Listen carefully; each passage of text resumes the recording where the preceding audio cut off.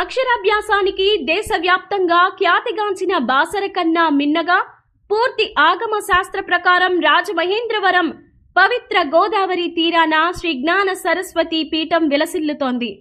భవిష్యత్తులో శ్రీ జ్ఞాన సరస్వతి పీఠం అక్షరాభ్యాసానికి బాసరను మించి భక్తుల విశ్వాసాన్ని చూరగొనే అవకాశాలు ఉన్నాయి. ఆంధ్రప్రదేశ్లో ఎక్కడా లేని విధంగా శ్రీ జ్ఞాన సరస్వతి పీఠాన్ని పూర్తిగా గ్రానైట్తో నిర్మిస్తున్నారు.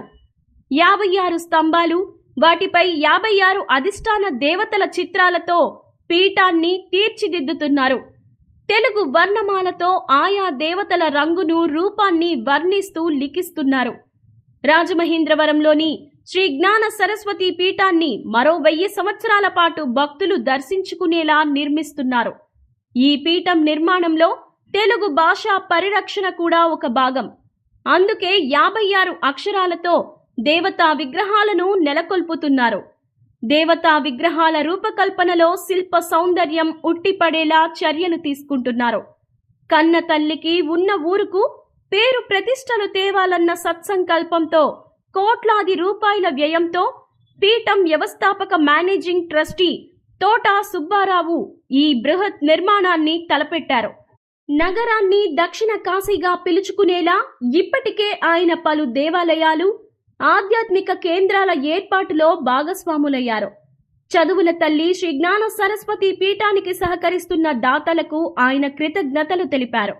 భక్తులు పీఠాన్ని దర్శించుకునేందుకు తరలి రావాలని విజ్ఞప్తి చేశారు.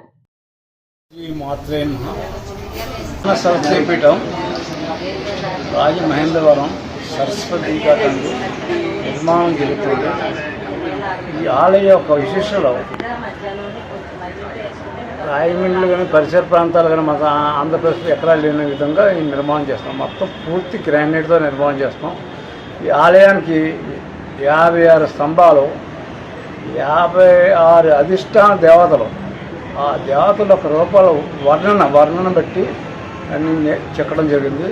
అలాగే అమ్మవారు ఈ రకమైన కలర్లో ఉంటారు, ఏ రంగులో విశిష్టంతి ఆవిడ ఏ విధంగా ఉంటారు అన్నది మనం అన్ని ఆగమ శాస్త్రం స్టడీ చేసి అది వర్ణన చేసి ఆ వర్ణన కింద ప్రతి ఒక్కరికి మనం తెలుగుని అర్థం అవ్వాలని కింద వర్ణన కూడా క్లియర్గా రాస్తున్నాం. రాసి రాయమండ్రి ప్రజలకి, రాయమండ్రి పరిసర ప్రాంతాలకి, మన స్టేట్కి ఒక గుర్తింపు ఉండాలనే ఆలోచనతో ఈ ఆలయం 1000 సంవత్సరాలు నిర్మాణం ఉండాలనే ఆలోచనతో చేస్తున్నాం. ఇంత అపురూపమైన ఆలయం, శిల్ప సౌందర్యం చేసిన ఆలయం ఈ పరిసర ప్రాంతాలు లేదు. ఎందుకంటే రాయమండ్రి మనం ఎవరు ఏం చేశారని కాదు, మన వంతు అన్న తల్లికి ఉన్న ఊరికి రుణం తెచ్చుకోవాలంటే ఎంత చేశారు. అది మనం చేయటం గొప్ప, మనం చేయటం మన ధర్మం. ఆ ధర్మాన్ని పాటించాలని, మన రాయమండ్రిని మరి మరింత కీర్తి ప్రతిష్టలు పెంచాలని, రాయమండ్రికి మరో దక్షిణ కాశీ చేయాలని, యాక్చువల్గా దక్షిణ కాశీ చేయాలని ఉద్దేశంతో ఈ నిర్మాణం జరుగుతుంది.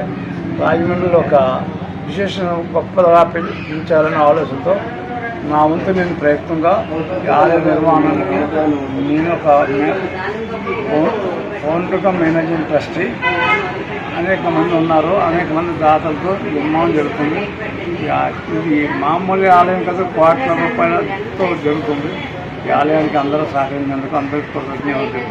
ఓం శ్రీ మాత్రే నమః.